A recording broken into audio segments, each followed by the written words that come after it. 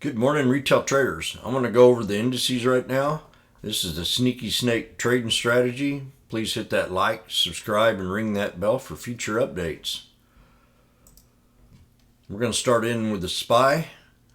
The SPY had a real nice run in the past couple of days, and I think it needs to consolidate a little bit. It might run up to this next resistance level of 381.41.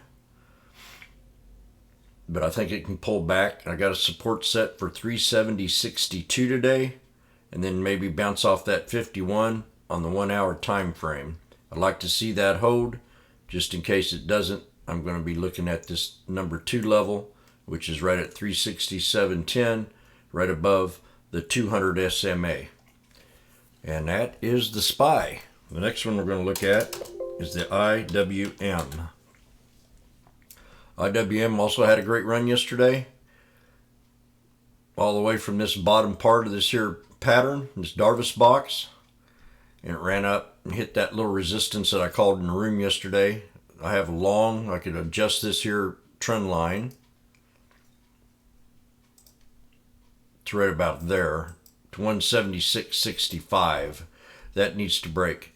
If not, I think she can pull back to yesterday's opening number, or drop up down here to the 51 and bounce off 171.92. That's the IWM. I'm looking for a consolidation day. QQQ. We erase this one. They all have about the same kind of pattern. We have that upper box up in here that it needs to hit. We got like a special yin yang. I'd call it the pivot point on the chart, right around. It could be a little bit higher. We're going to take it up here to 285.83. And the support that needs to hold today, which I don't think it will, is that triple, is this high right here at 280.17. If that does not hold, we'll drop down into these moving averages on the 1 hour time frame. You'll either bounce off the 51 EMA on the 1 hour time frame or the 200 right around 275.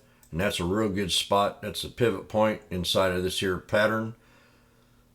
And you had that little top there. So 275 for the low, 280 to hold support, and 285.83 for a hard resistance. SPX, same kind of pattern. We got this big engulfing candle right here, and we did break that resistance after hour at 37.84. So my next target is going to be that 200 SMA on the 1 hour time frame, and it levels out right about in here. I don't think it's going to go much higher than that if it does bounce up. If not, it'll pull back to this here 51 EMA, which was resistance. It now will become a support on the 1 hour time frame. That's SPX. If it pulls back no lower than 37.1640, no lower than that. And then the resistance to break channel is 38.1948 to 38.40.90. And then if we have a red day, I like to look at this one here, SQQQ. I did in previous videos, I did call it back to this here 50.62 area. If we were going to have a green day, and we've had 2 of them, and it pulled right back to that 50.62, you can go back and watch it. I have a low support right around 48.34.